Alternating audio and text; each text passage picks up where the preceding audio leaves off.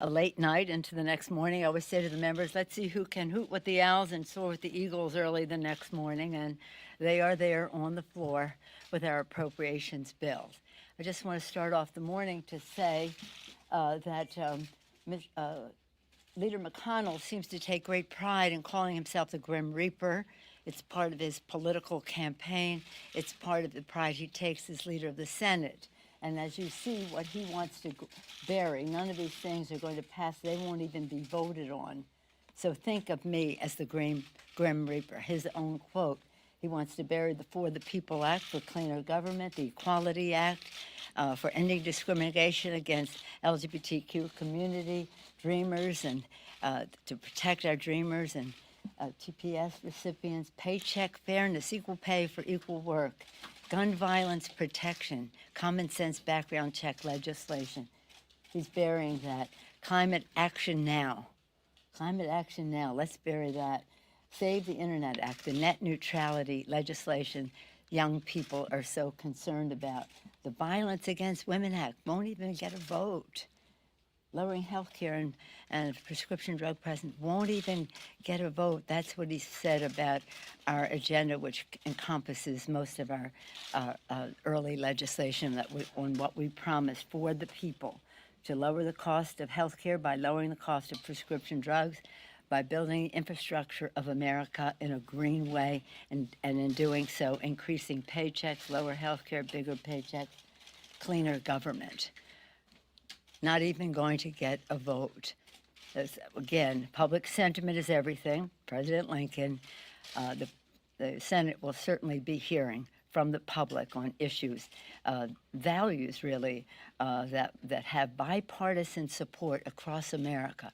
This was our attempt to find our common ground. So many of these issues, whether it's gun safety or violence against women, and the rest rank very high across the board, across party lines.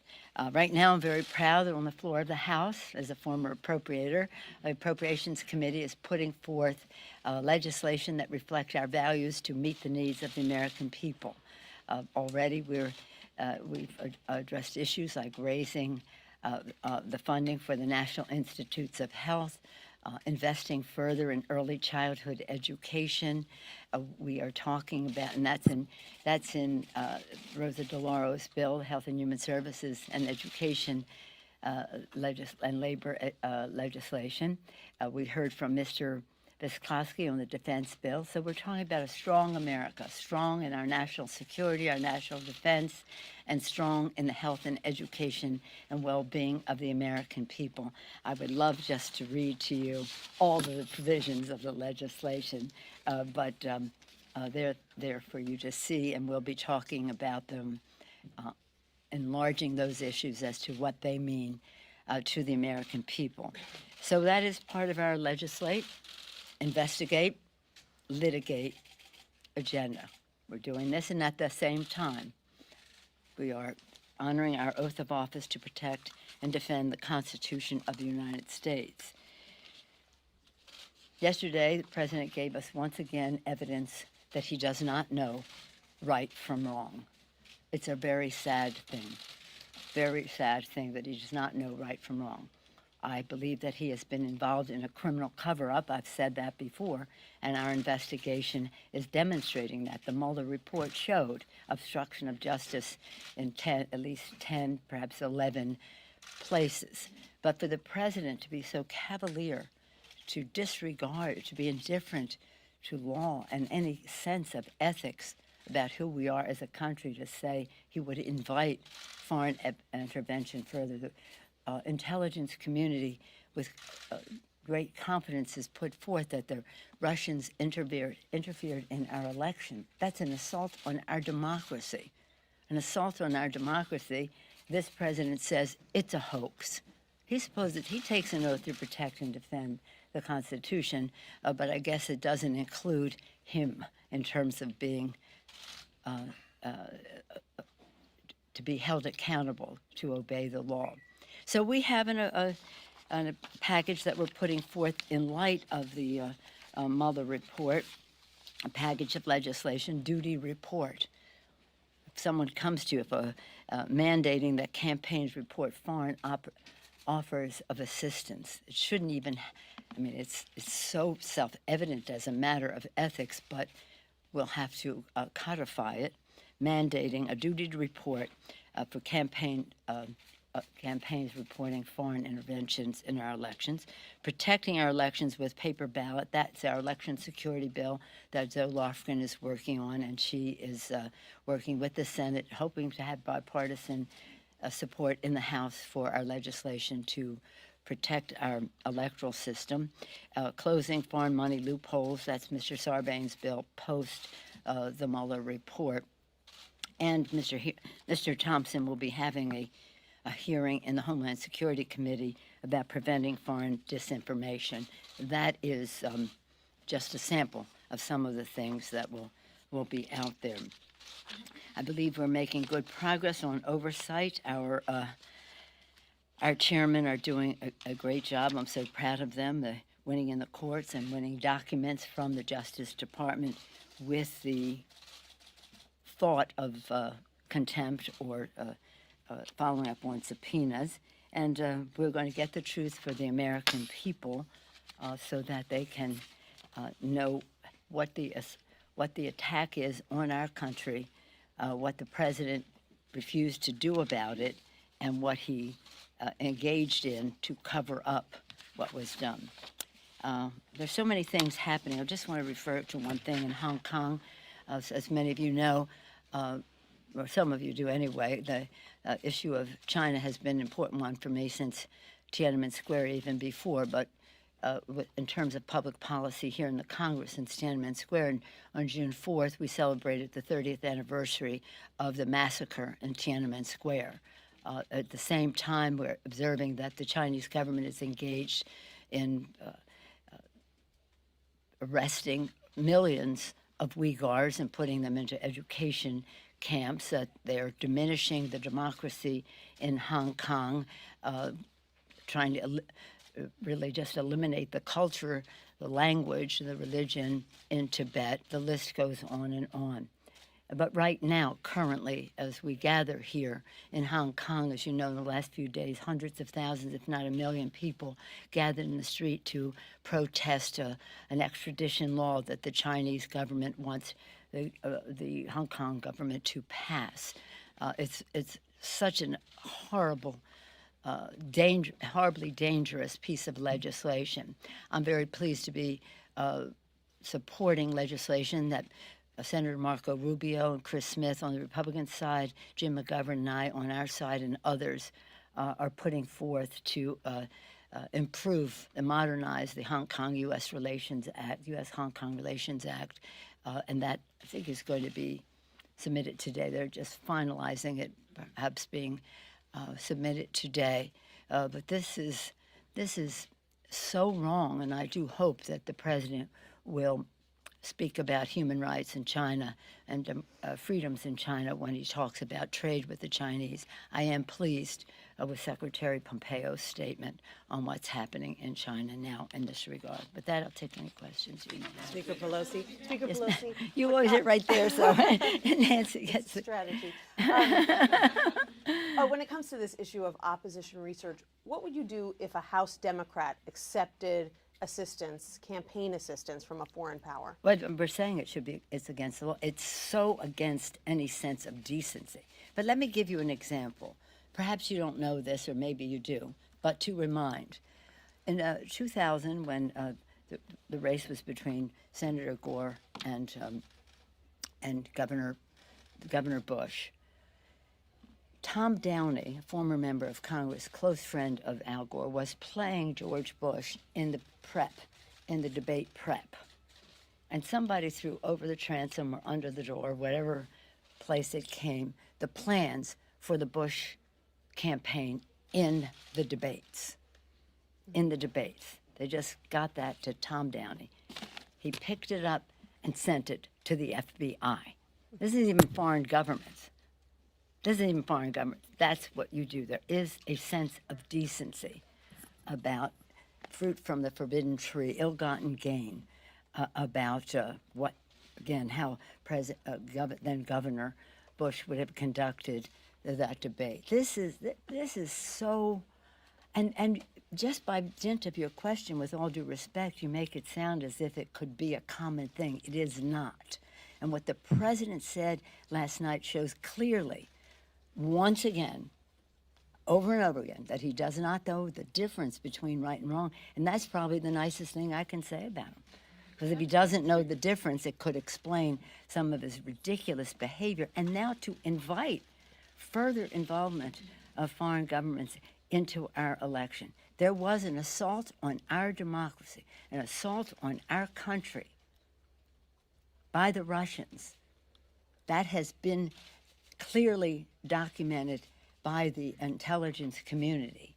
And the President of the United States, instead of coming to the defense of our democracy, has said it's a hoax. This is beyond, I mean, it's really, there is no sense of what's the word I wanted to find? Any ethical sense that informs his comments and his thinking. Yes, ma'am. Yeah. I want to make sure we understand what you're saying, because you're going to be pushing for legislation here. Are you saying, is it clear now whether this is illegal, whether it's wrong? Is it illegal to take this kind of information? And in addition, one of your members at least is saying that this is impeachable, this attitude by the president. Do you believe this is potentially impeachable? There is in the law that you cannot accept contributions, and that includes in kind, from a foreign, your campaign cannot, from a foreign government. That is in the law. But if it needs more clarity, then we will go the duty to report. That's not that only you don't accept it, but you report it to the FBI, because this is, it's an invasion of our democracy. So I don't have the language right here, but there is language in the law that prohibits any contribution. And again, contribution is in-kind information or whatever that is. But we want to make sure that it has more clarity and carries a responsibility to report. Mm-hmm. Patty. Madam Speaker, if you discovered, we're already in campaign season. If you discovered that this president in the course of his 2020 campaign accepted help from a foreign government, as he suggested that he might, would you consider that grounds to launch impeachment proceedings? It has nothing to do with any campaign. I want you to all to understand that. As we go down this path to seek the truth for the American people and to hold the president accountable, it has nothing to do with politics or any campaigns. It has everything to do, if I may, excuse me, answer your question, it has everything to do with patriotism, not partisanship. So as we collect the facts, and it takes time because you have to do your research, make your request. If you go to court, you have to do the accommodation. You know what that is? It takes time to prove that you have tried to resolve the issue, and that takes time, and that's the path that we will be on. And it encompasses any and all of the comments that the president has made. Why, just to clarify though, why? It's all women in the front here. I'm so excited about that. As it should be. Speaker Pelosi, why, if the president is inviting foreign interference, why is that not grounds to move towards impeachment? And what concrete steps can you take to try and prevent him from doing it? Excuse me one sec. I didn't know I needed water, but I guess I do. Everybody in the country should be totally appalled by what the president said last night. Should be totally appalled. But he has a habit of making appalling statements. This one borders on so totally unethical that he doesn't even realize it. However, what we want to do is have a methodical approach to the path that we are on, and this will be included in that. But not any one issue is going to trigger, oh, now we'll go do this, because it's about investigating, it's about litigating, it's about getting the truth to hold everyone accountable, and no one is above the law. But I want to get back to our legislation, because that is what the American people elected us to do. They elected us to, for the people agenda, to increase paychecks, lower health care costs, have cleaner government. Many of these pieces of legislation are in that. What is it about Mitch McConnell and the Republicans in Congress that they do not want to respond to what is so popular across the board in our country? What is it, to take it back to your question, what is it about the Republicans in Congress? How much more can they bear of the president's unethical behavior that they think that they are honoring their oath of office? And I believe these are all connected. I think it's all about money. Connect the dots in all of this. It's all about money.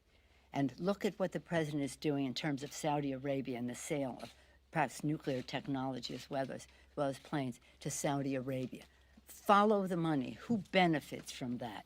To declare a national emergency that he can bypass Congress in terms of those sales, bypass the law in terms of transferring of any nuclear technology to a country. Follow the money. Yes, Chad. Thank you. Good morning. On this issue of a COLA increase, is there, number one, a problem with the idea that people come here and because the pay isn't satisfactory, they then go off Capitol Hill and go to K Street, and that entails corruption?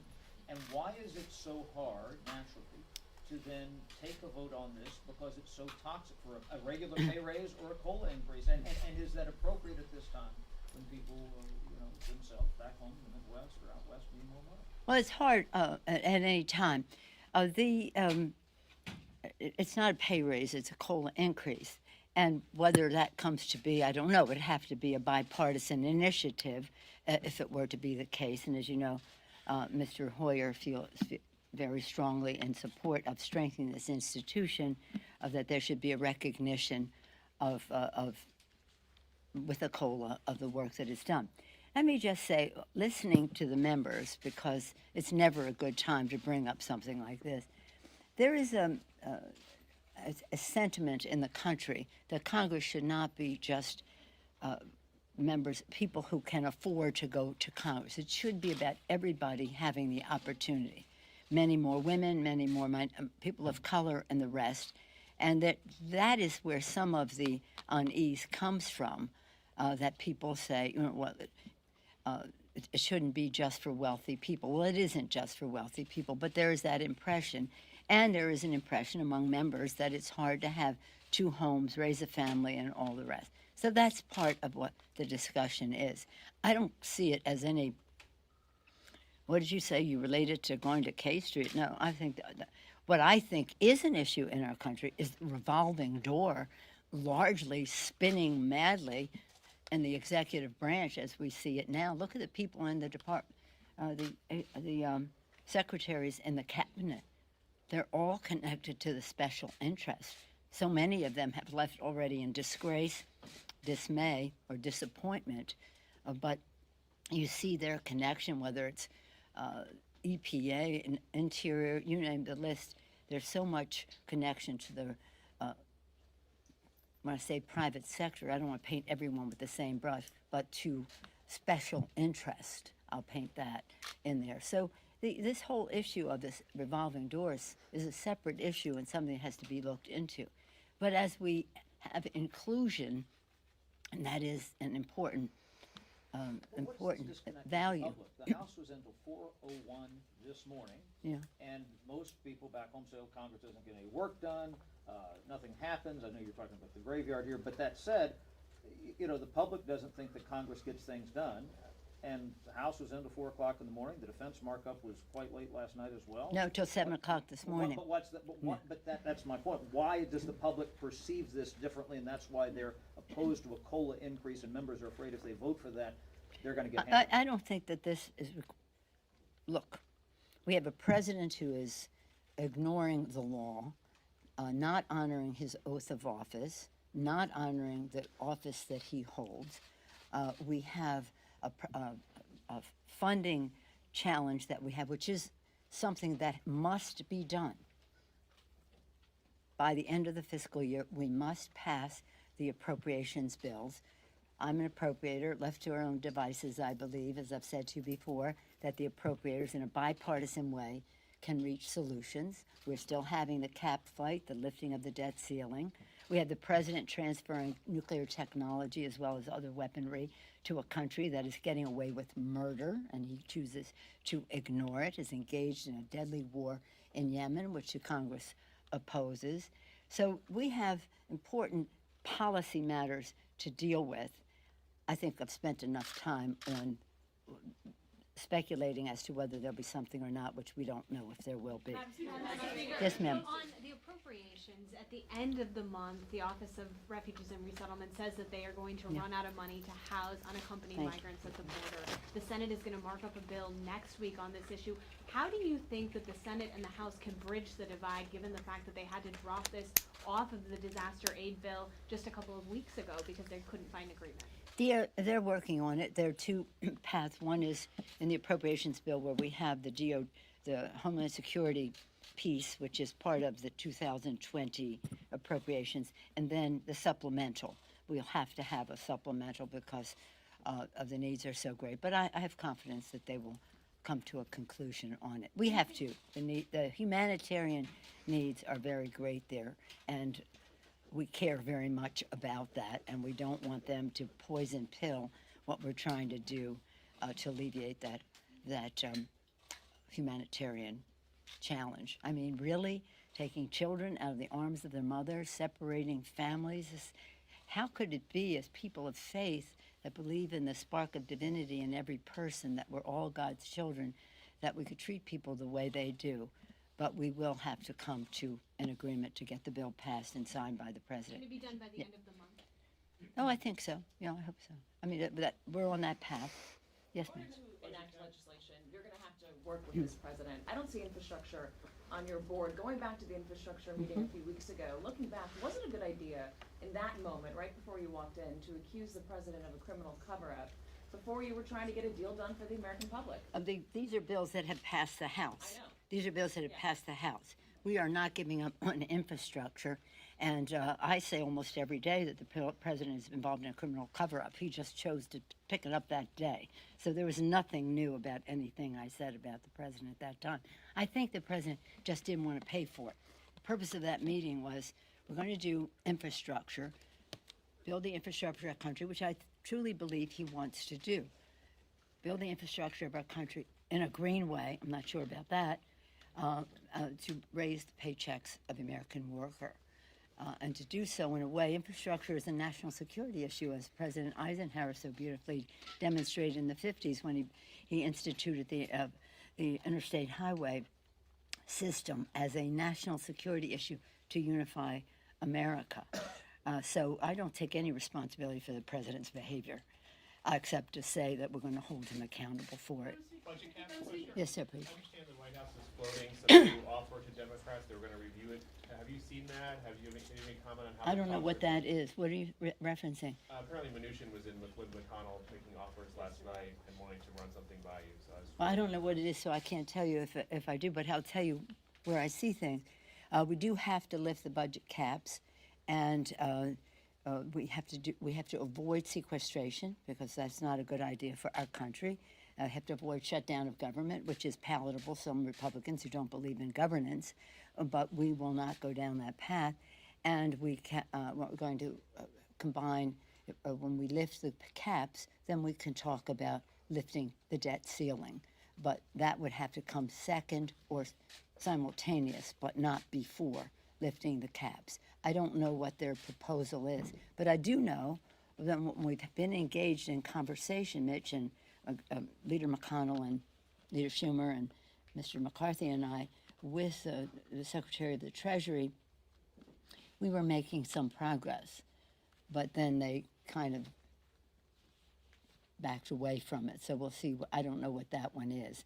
I'm not usually, shall we say, when Mick Mulvaney takes the lead. Mick Mulvaney was one of the leaders in shutting down government when he was here and voted to keep it closed. And that was when we were operating on the Republican number that we said, we'll agree to it. We don't like it, we'll agree to it. And they didn't agree to their own number. So I'm hopeful, always open. But I think left to our own devices, we can get that. I keep using that phrase because there is bipartisanship in all of this. We know what we have to do. We can get it done.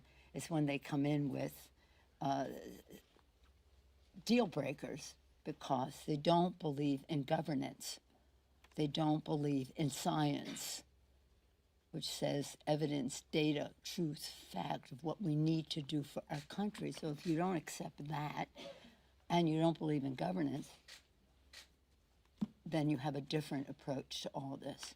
Okay, are you ready for game time tonight? See my yellow jacket? Golden State Warriors. Game time. Your bet with Justin Trudeau. I did. Made a bet with Justin Trudeau after it was 3-1. Now, I didn't want to bring it up in Normandy. That wouldn't have been appropriate. It wasn't the time or the place. But the next day, we made our bet. Can't wait to see what those goodies are from Canada. Poutine? Say what? Poutine, perhaps? Is that what they'll have? I think that it will be. See, my advantage, apart from the Golden State Warriors, my advantage is that I'm the Speaker of the House, but my bet is from California, so walnuts and almonds and chocolate and wine. His advantage is he's the Prime Minister of Canada, so he has to have a representative supply. I don't have to do the whole country. I can just do California. So I'm eager to see what he sends. Game time. Good luck. Thank you.